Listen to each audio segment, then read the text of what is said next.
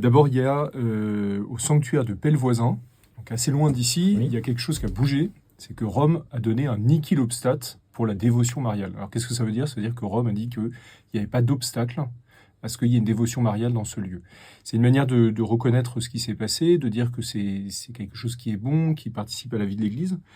Et alors ça peut sembler un peu loin de Châlons-en-Champagne, mais il se trouve que la jeune fille, la femme qui a vu la Vierge Marie à Pellevoisin s'appelle Estelle Faguette et qu'elle est originaire de Saint-Mémy. D'accord. Quand vous rentrez dans l'église Le lien est là. Saint-Mémy, il y a un vitrail en haut qui représente Saint-Dominique, et Oui. puis vous avez le médaillon d'Estelle Faguette, puis il y a une représentation aussi de la Vierge qui rappelle tout ce qui s'est passé à Pellevoisin et le lien avec Saint-Mémy. Donc c'était une manière de le faire découvrir, ce lien qui existe entre notre espace missionnaire et puis ce sanctuaire de Pellevoisin.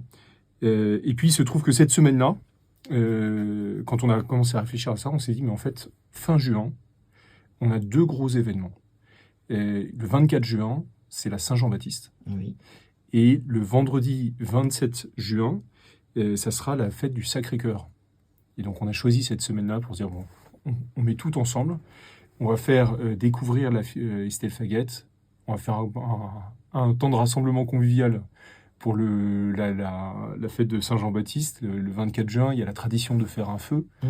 Et puis, depuis le début de l'année, sur le sanctuaire de l'Épine, il y a des gens qui préparent la consécration au Sacré-Cœur. D'accord. Parce que quand Sainte Marguerite Marie, donc une autre voyante, mais elle du Christ, a eu des apparitions au Sacré-Cœur, l'une des choses qui était proposée, c'était de se consacrer au Sacré-Cœur. Donc ils ont vécu ça avec les sœurs, avec le sanctuaire, et ils vont faire ça le vendredi 27 juin, durant la messe qui sera assez tard, à 20h30.